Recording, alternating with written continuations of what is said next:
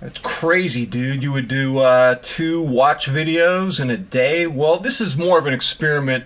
In fact, this is up to you. So, I've been thinking, and I started producing some content on Instagram, a novel called Exit Watch, about a guy who buys a watch and it ends up, against his own will, being the last watch he ever buys.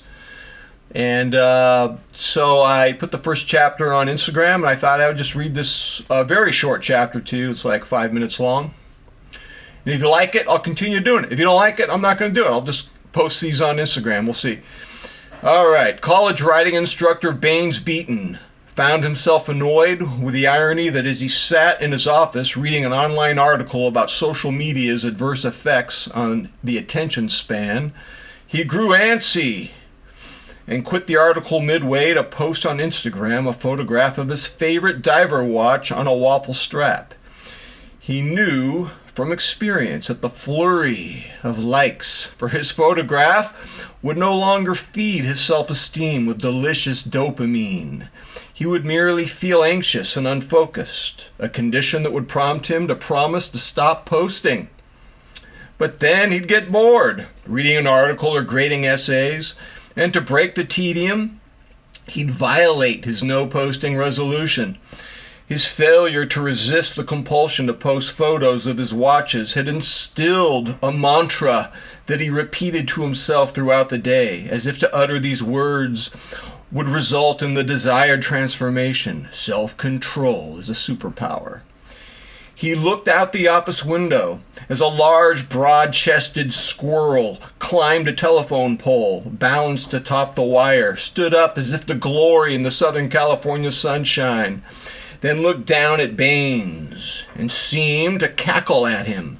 When Baines heard the FedEx truck stop in front of his house, he jumped up with ecstasy because he knew he was getting an overseas watch delivery. He ran to the front door and tore open the package to find inside the velveteen box a diver watch that looked almost identical to all his other diver watches. The only real difference is that this one was a special edition with a ceramic black bezel and an expensive black coating called DLC, which stood for diamond-like carbon, presumably giving the watch anti-scratch properties. Not liking the black fabric strap, he replaced it with a rubber chocolate bar strap, which was named as such because its indentions seemed patterned after Hershey chocolate squares. Adorned with a comfortable chocolate bar strap, he put the black diver watch on his wrist and marveled at its tactical sniper-like look when he heard a voice coming from the timepiece. "Hey, Sour Pants, I'm the last watch you'll ever buy." Baines jolted and stared at the watch with wide eyes. When the timepiece spoke again, "I'm dead serious. You will not buy another watch? I'm your ticket to freedom." "Freedom from what? How much time do you have?" "Time?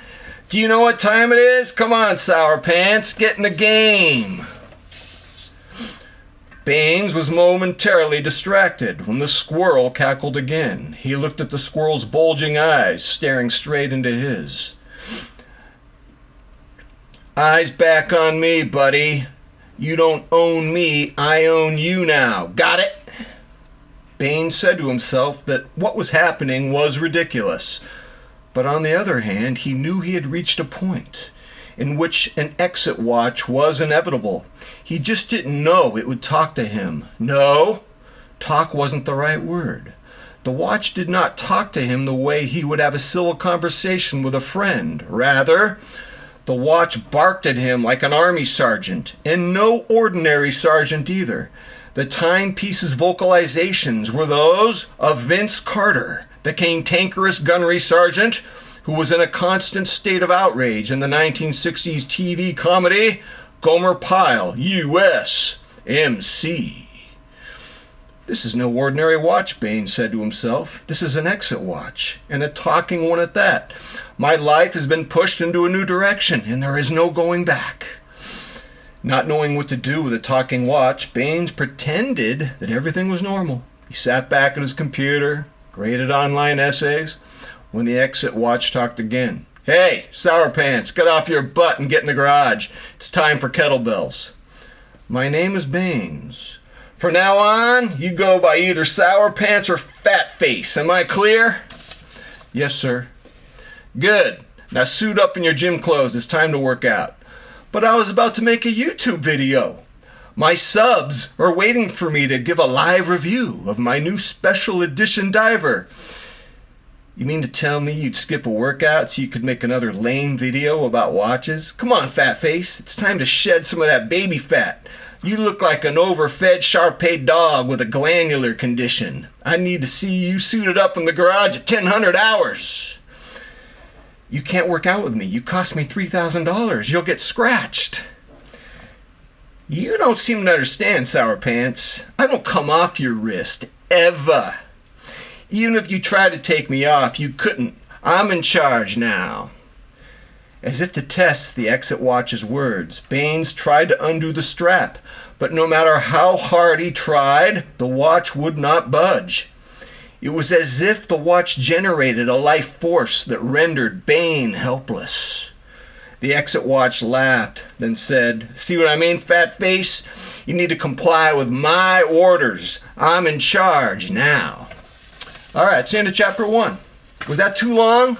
Was that lame? If it was lame, I'll find out soon enough. You guys are very honest. If it's lame, won't do any more of these YouTube renditions. I'll just post the stuff on Instagram. Maybe it's more geared toward